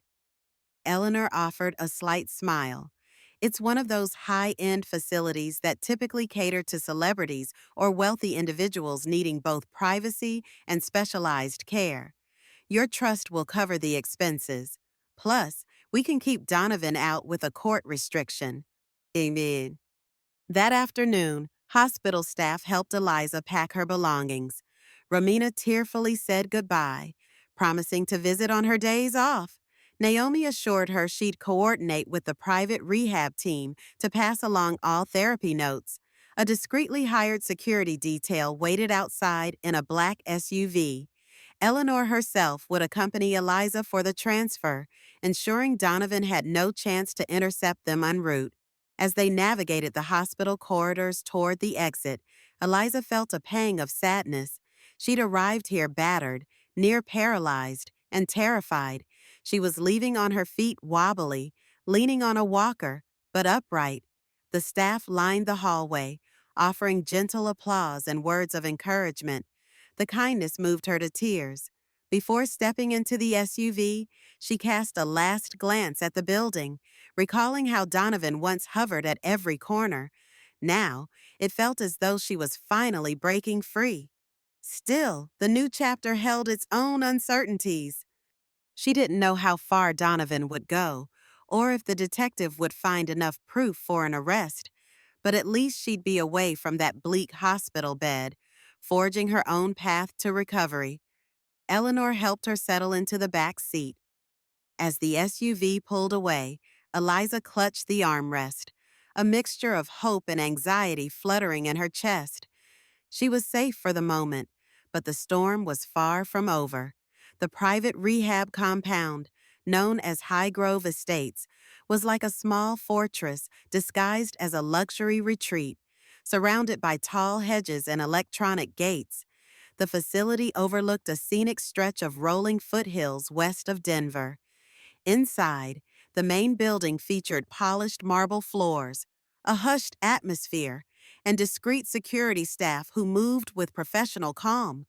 Eliza was given a private suite outfitted with a hospital-grade bed, emergency call buttons, and a small kitchenette. The floor-to-ceiling windows offered a view of the mountains' snow-dusted peaks that lent a sense of peace she hadn't felt in weeks. After settling in, Eliza met Dr. Alvarez, Highgrove's chief physical therapist, a warm, genial man in his early 60s. He had a reassuring manner that put her at ease. "Welcome, Mrs. Chamberlain," he said, guiding her on a brief tour of the therapy facilities and indoor pool for aquatic rehab. a specialized exercise room with supportive harnesses, and multiple private consultation rooms. We'll personalize a routine that gradually increases your weight-bearing exercises without overstressing your injured spine. Eliza nodded, trying to keep her emotions in check. She'd never imagined herself in such an upscale setting. The opulence contrasted sharply with the fear and betrayal she carried inside. Still, she reminded herself she wasn't here for a vacation, she was here to heal and stay safe. That evening, as Eliza unpacked some personal items, Eleanor stopped by with a small celebration gift, a comfortable pair of walking shoes. "I figure you'll need these soon," the attorney joked gently. "We'll get you walking laps around the courtyard in no time." Eliza's heart warmed. "Thank you," she murmured, running a hand over the shoes. "For everything. You and your team have done so much." Eleanor's demeanor shifted, becoming more serious. "We received notice that Donovan filed his own lawsuit, claiming your power of attorney revocation is invalid. He insists you were fully conscious when you signed. It's a desperate move, but we have to be prepared for a legal skirmish." Eliza sighed, the tight knot in her chest returning. "Of course he did." She swallowed. "Does he stand any chance?" "Unlikely," Eleanor replied, setting down her briefcase. "We have medical proof you were heavily sedated. Romina's testimony will be key. She was there. She saw your condition. Plus, the notary, Eric Bingham, is under scrutiny for forgery. If that unravels, Donovan loses most of his argument." Still, Eliza couldn't shake the nagging fear that Donovan had other tricks up his sleeve. She recalled the conversation with Detective Holcomb, the possibility of an attempted murder charge. "Any word from the police investigation?" she asked. Eleanor's expression darkened. "They're gathering more evidence, including an in-depth look at your home's basement stairs. The detective is tight-lipped, but it sounds promising." Meanwhile, Donovan's real estate deals are frozen. He's in a financial squeeze. That might make him more dangerous, but also more likely to slip up. Eliza exhaled slowly. She imagined Donovan pacing in some rented condo or friend's spare room, furious at his plans falling apart. If he was a caged animal, as she often pictured him, now might be the time he lashed out the hardest. But at least, here in Highgrove Estates, she had locked doors and trained security. She murmured a prayer that it would be enough. Over the next several days, Eliza followed a strict rehab schedule. In the mornings, she did gentle stretching and balance exercises under Dr. Alvarez's supervision. In the afternoons, she practiced walking short distances with the walker, focusing on posture and core strength. By evening, she often sank into an exhausted slumber, muscles aching but spirit buoyed by tangible progress. The security staff at Highgrove Estates maintained a discreet presence, checking in to ensure she felt safe. They confirmed no unauthorized visitors had attempted entry. Eliza found solace in the quiet routine. It allowed her to focus on healing rather than Donovan's looming threat. But that threat never fully left her thoughts. Midweek, Detective Holcomb called with an update. "Mrs. Chamberlain," he said, voice crackling over speakerphone, "we have reason to believe your husband made an inquiry about private investigators who specialize in locating missing persons. We suspect he's trying to pinpoint your whereabouts, possibly to serve legal papers, or something else." Eliza's heart skipped a beat. She envisioned Donovan scouring the city, determined to corner her again. "This facility isn't publicly listed under its real name," she explained, swallowing a wave of anxiety. "It's registered with a different corporate entity, but if he's persistent, he might track me eventually." Holcomb responded calmly. "We're coordinating with your attorney on protective measures. If you see or hear anything suspicious, call immediately. Also, we've obtained a warrant to examine Donovan's phone records. We're hoping to find text messages or calls that confirm he staged your fall." A flicker of hope stirred in Eliza's chest. Donovan might have left a digital trail of his guilt. "Thank you, Detective," she replied. "I appreciate all you're doing." After the call, she sat quietly by the window, gazing at the mountainous horizon. A swirl of emotions coursed through her: fear, anger, a desperate longing for normalcy. Sometimes she found herself wishing none of this had ever happened, but other times, she reminded herself that discovering Donovan's true nature was a harsh blessing better to know than to live in ignorance. That evening, she received a supportive text from Romina rooting for you from the hospital. "Donovan hasn't shown up here again. Stay strong." Eliza smiled, blinking back tears of gratitude. She typed a quick reply.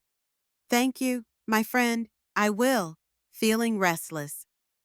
She ventured into the hallway and took cautious steps with her walker.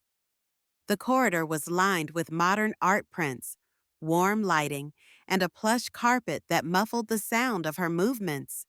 A small lounge at the end of the hall offered a panoramic view of the courtyard. She made her way there, counting each step: 10, 11, 12. It felt like a small personal triumph. As she reached the lounge, a gentle hush of air conditioning greeted her. Through the glass walls, she saw tall evergreens and manicured lawns. She stood there, breath shallow, leaning on the walker, letting the tranquility soothe her racing mind. For the first time since the accident, she felt a glimmer of genuine optimism. Despite Donovan's scheming, she was steadily regaining control of her body, her finances, her life. That night, Eliza fell into a deep, dreamless sleep. Sometime after midnight, she was jolted awake by the muted chirp of her phone on the bedside table. Groggy and disoriented, she fumbled for it. The screen displayed an unknown number. Her heart fluttered. Could it be Donovan? She hesitated, then swiped to answer. A muffled male voice crackled on the line. "Mrs. Chamberlain." She sat up, instantly alert.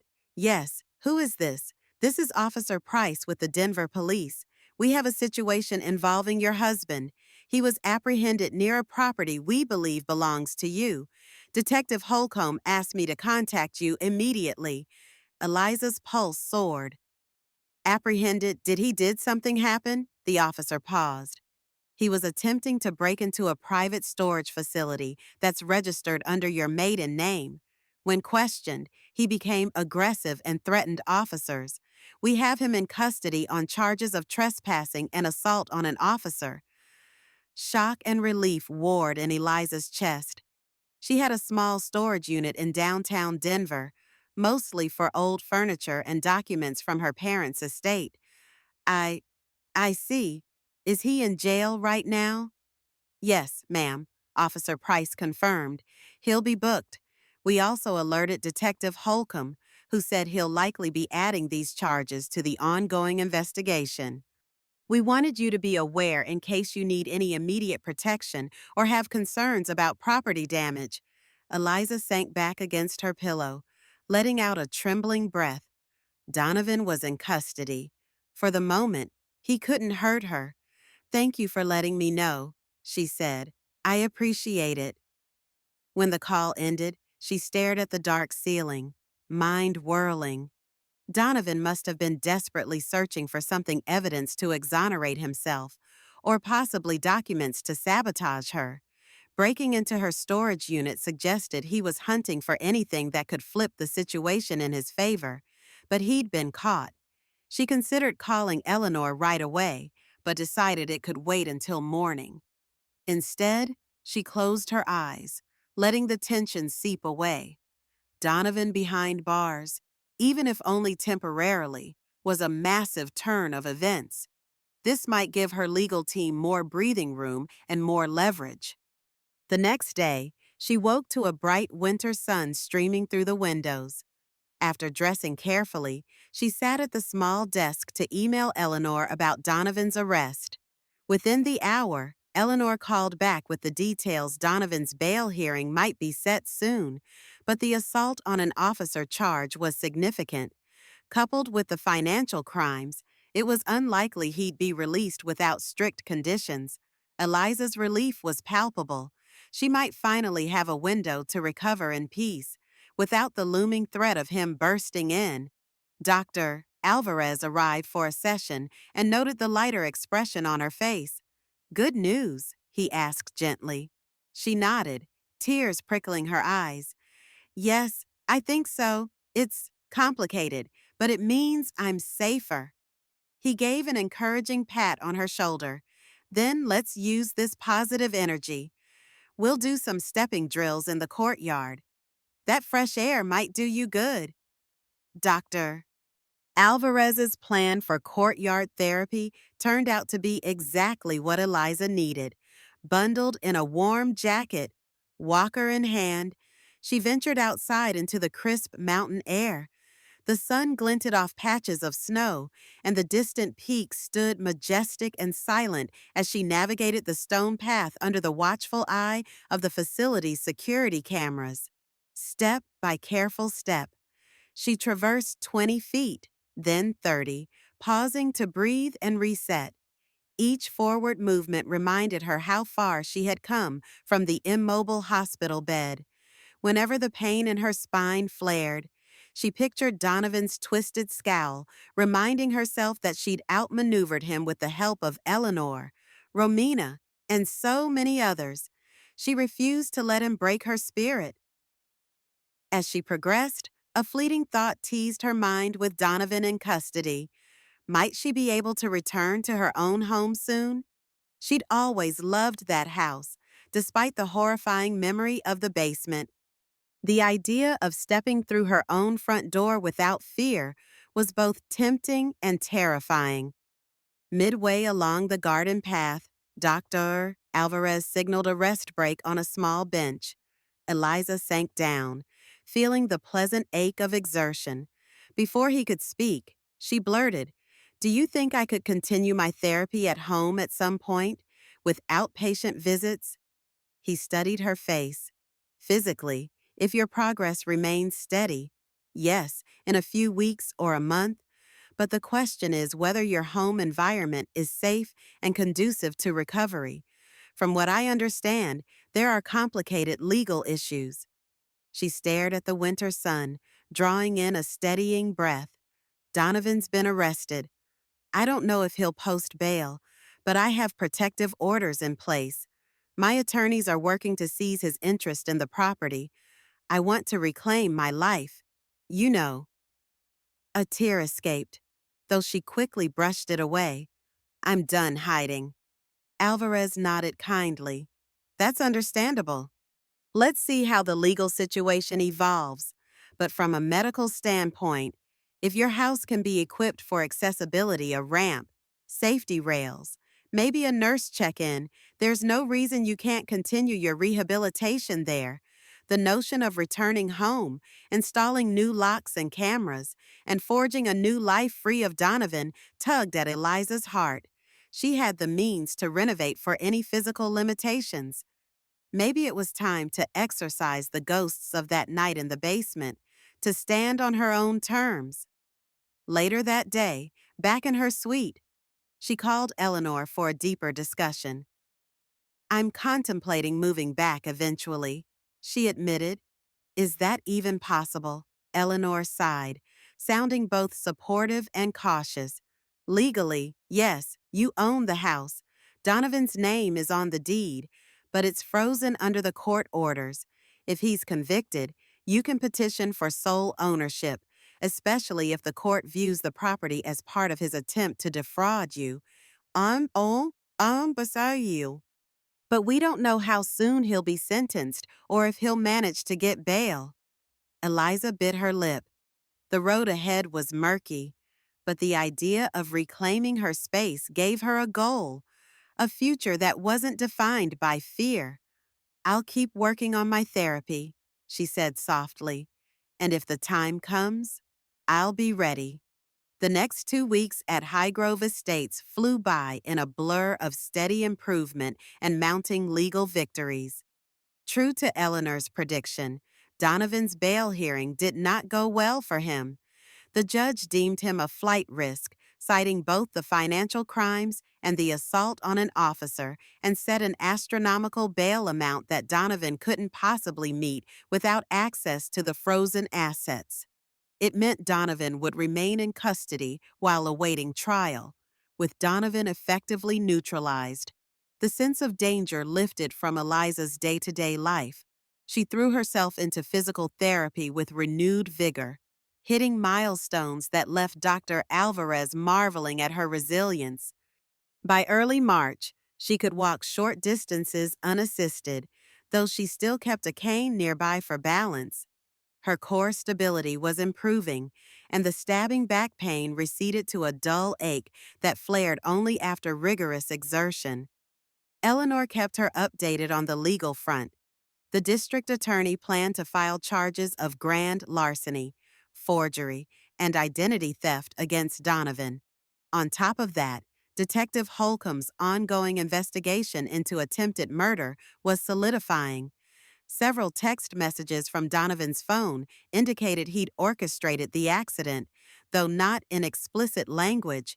Combined with the neighbor's timeline and Eliza's testimony, it was enough to push for an indictment.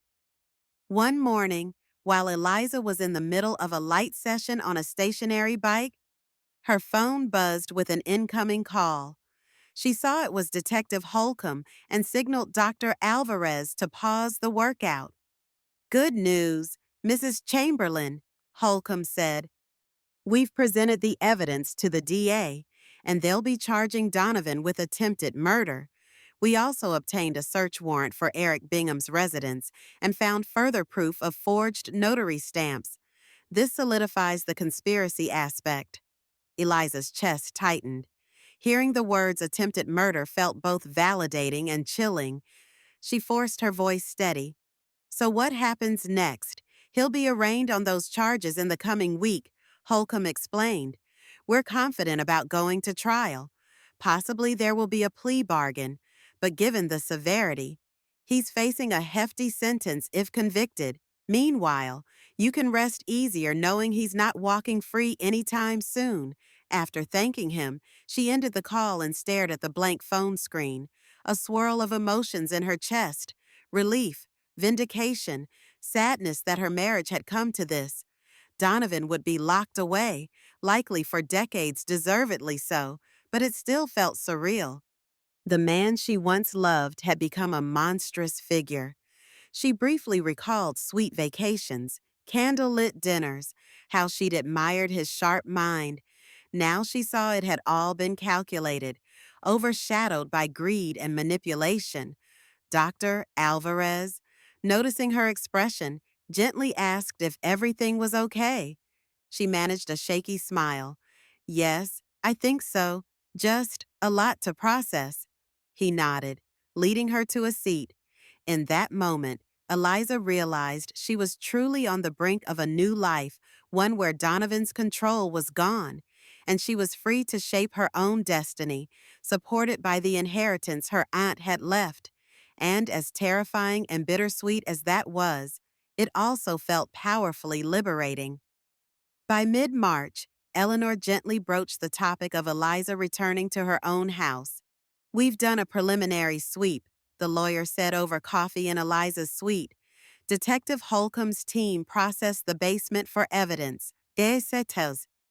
There's still the matter of finalizing any crime scene analysis, but they've mostly concluded their forensic checks. If you want to move back, we can arrange it soon, provided you feel emotionally ready." Eliza sipped her coffee, gazing out at the swirling snow flurries beyond the window. A big part of her yearned to reclaim the life stolen by Donovan's treachery. Another part feared walking into that basement, seeing the exact spot where her spine collided with solid concrete. "I do want to go back," she said at last. "But I also want to make it safer, change the locks, upgrade security." Eleanor nodded. Already in motion. We have a team that can install a modern security system with cameras and remote monitoring. We'll also add railings on every staircase, if you like, to support your continuing therapy. A wave of gratitude washed over Eliza. She never expected to have this level of support, but the inheritance provided resources to do things right. Yes, let's do that. She agreed. I need to face my fears. I refuse to let Donovan's crime chase me away from my own home. Later that day, Dr. Alvarez gave his blessing for her discharge from Highgrove Estates. He recommended daily outpatient therapy sessions at a local rehab center, along with regular check-ins with a visiting nurse for at-home exercises. Physically, you're strong enough, he concluded. I believe the emotional closure might also be important for your full recovery. The morning Eliza left Highgrove was bright and cold. She stood, cane in hand, at the facility's front entrance, waiting for the car Eleanor had arranged. A swirl of apprehension and excitement fluttered in her stomach. The staff lined up to bid her farewell. She'd been there long enough that she knew most by name therapists, aides, administrators, and even security guards. Their well wishes heartened her. Eleanor arrived in a black SUV with tinted windows, stepping out to open the passenger door. Ready to go home, she asked, her tone warm yet tinged with caution. Eliza nodded, stepping gingerly toward the vehicle. Her back twinged, but she dismissed the pain with a determined breath. Yes, more than ready. As they pulled out of Highgrove Estates, she cast a final glance at the secure gates behind them, feeling like she was leaving a sanctuary. The drive to her neighborhood felt surreal. Snowbanks lined the suburban streets, and the winter sunlight glinted off eaves and window panes. Pulling up to her house, Eliza saw the new security sign staked in the front yard. The home itself looked the same, 2 stories. Warm brick facade, but the sense of violation weighed heavily on her. She wondered if Donovan had ever truly cared about this place, or if it had merely been a stepping stone to greater wealth. Eleanor parked, coming around to help Eliza out. One of the security specialists, a man named Julius, stood by the front door, confirming the new alarm system was active. Eliza took a shaky breath, cane in hand, and crossed the threshold. The warmth of the furnace greeted her, as did the familiar scent of furniture polish and the faint hush of a house too long empty. She was home at last, determined to reclaim every inch of it from the memory of Donovan's cruel betrayal. Inside the house, Eliza found small changes that reminded her it wasn't the same safe haven she once knew. The basement door had new locks and a patch of fresh paint where investigators had taken samples. In the living room, a few boxes sat stacked with items she'd had stored. She walked through each room with cautious steps, leaning on her cane, accompanied by Eleanor and Julius.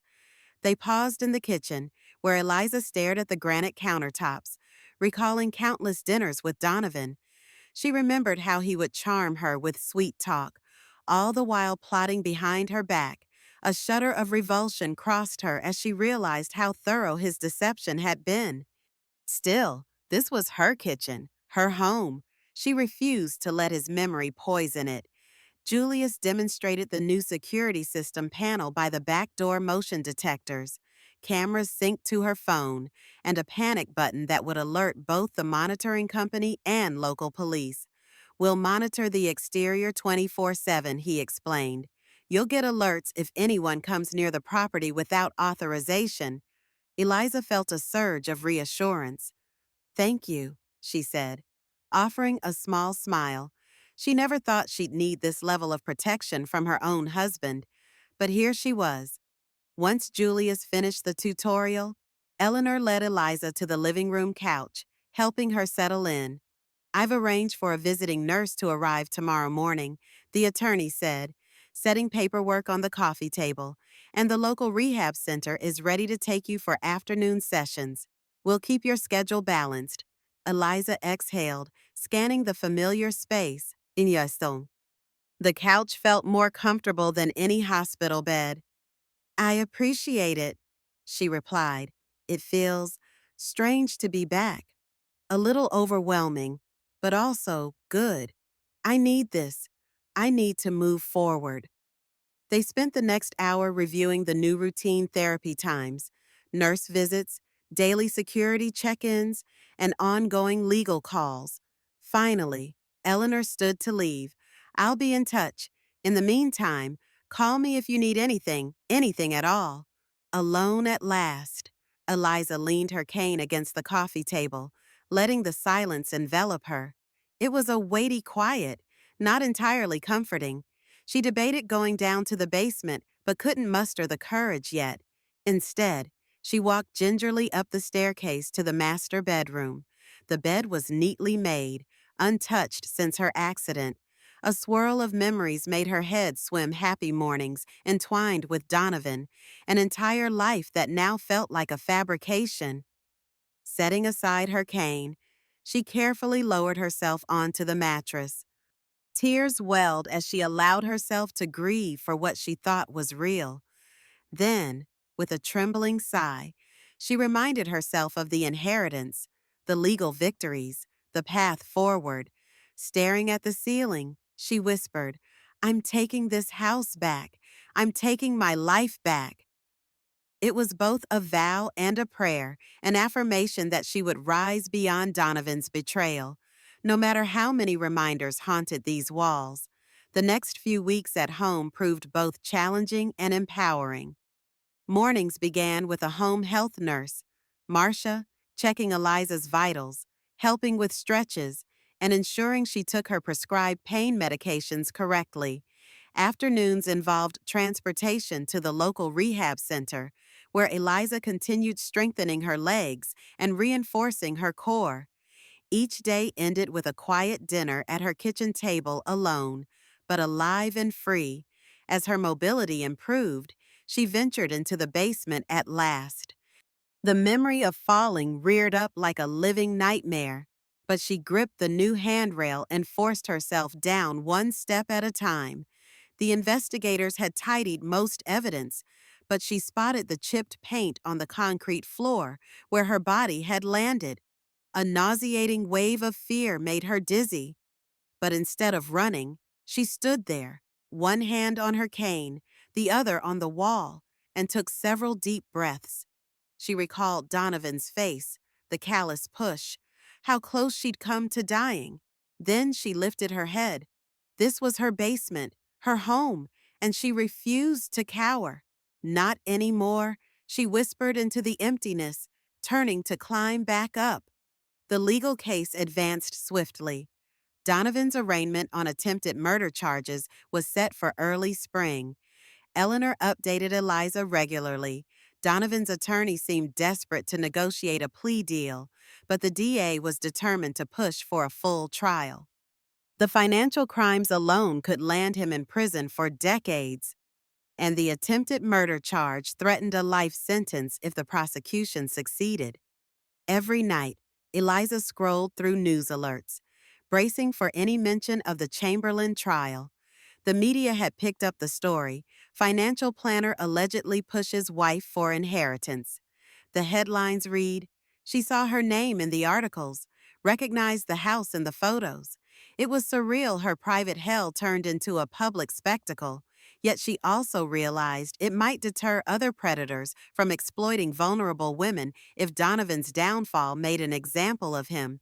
In mid-April, Detective Holcomb called with a final piece of the puzzle. Forensic phone analysis showed Donovan had texted Eric Bingham shortly before the accident, referencing making sure she can't interfere after tonight. Combined with the neighbor's surveillance footage and Eliza's statement, the case was ironclad. He's going to face a grand jury, Holcomb confirmed. Don't be surprised if his lawyer tries to contact you for a settlement or hush deal. Eliza nearly laughed at the absurdity of the thought. She had $800 million, a fortress of legal support, and the moral high ground. There was nothing Donovan could offer that she wanted except to disappear.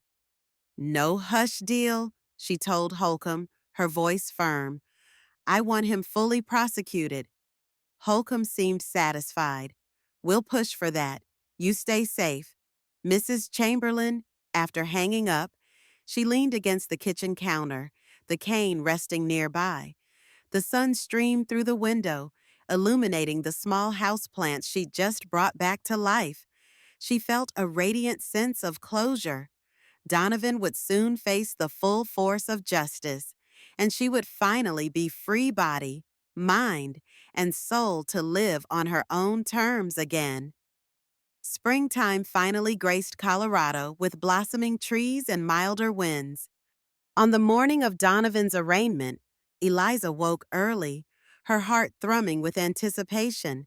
She wore a simple, conservative outfit, wanting no theatrics, just clarity and honesty. Eleanor arrived to drive her to the courthouse, the tension palpable in the car's silence. The courthouse steps bustled with reporters seeking a sensational headline. Mrs. Chamberlain, is it true your husband tried to murder you for your inheritance? One shouted. Cameras flashed. Eliza kept her head high, leaning on her cane but walking steadily. She had no intention of giving a statement. Her testimony would come inside, in front of a judge, in the courtroom. Donovan was led in wearing an orange jumpsuit, wrists cuffed. He looked thinner, older, his hair disheveled. Eliza met his gaze once, and a jolt of conflicting emotions coursed through her pity for the man who'd thrown away everything, anger for his betrayal, and relief that he couldn't harm her again. His eyes flicked away, unable to hold her stare. The judge read out the charges: grand larceny, identity theft, forgery, and attempted murder. Donovan's lawyer tried to enter a not guilty plea, but the prosecutor laid out a summary of evidence so damning it left the defense scrambling. At one point, the prosecutor highlighted Donovan's text messages, the neighbor's footage, and Bingham's confession of forging signatures. Donovan's head hung lower with each revelation. Eliza listened, heart pounding. It was surreal to hear her private torment laid bare. Yet in that public reckoning, she felt a surge of validation. Everything she endured, her shattered spine, the hospital ordeal, the elaborate manipulations, was recognized by the law as real, horrific wrongdoing. The judge deemed Donovan a severe flight risk and a danger to the victim, refusing to reduce bail or release him on bond. When the brief session ended, Donovan was escorted out, avoiding her gaze. Eliza stayed seated, tears gathering at the corners of her eyes. She sensed the final shift in her life, no longer a victim, but a survivor on the cusp of rebuilding. Eleanor placed a hand on her shoulder. He'll face trial soon, the attorney said quietly, but either way, he won't be hurting you again. Eliza nodded, taking a moment to gather herself before standing. As she exited the courtroom, the bright sunlight greeted her like a promise of new beginnings. This was just an arraignment, but it symbolized the end of Donovan's power over her. She'd testify in court, if needed, to ensure he paid for his crimes fully. And then she'd move on. She had the inheritance to manage, her physical therapy to continue, and perhaps a fresh perspective on life to guide her forward. Back in the car, Eleanor asked gently, "How do you feel?" Eliza gazed at the passing streets, where spring flowers bloomed along sidewalks. "Free," she said, voice trembling with a mix of sorrow and relief. "For the first time in years, I feel truly free." It was a hard-fought freedom, purchased with pain and betrayal, but it was hers, and no one, especially not Donovan, would ever take it away again. When the dust settles after a storm, all that's left are the echo's quiet whispers of what once was and shadows of what might have been. I survived. But survival had its cost, the innocence of trust. the warmth of believing in another without question. Yet, through the pain and betrayal, something deeper was forged, a strength I never knew existed, a clarity that came from facing the darkest truths about those closest to me. Justice is cold comfort when measured against scars that don't fade and memories too sharp to forget. But in reclaiming my life, I realized courage isn't born from strength, but from confronting vulnerability and betrayal head on, refusing to remain a victim. Tonight, as I sit in the quiet stillness of this hard won peace, I wonder about the secrets we keep, the lies we believe, and the strength we find when there's no other choice but to fight. Maybe you've faced something similar. Maybe you've felt the sting of betrayal and the hard road of healing that follows. And as this chapter closes, I ask quietly into the darkness if faced with your deepest betrayal. Would you have the strength to rewrite your story too?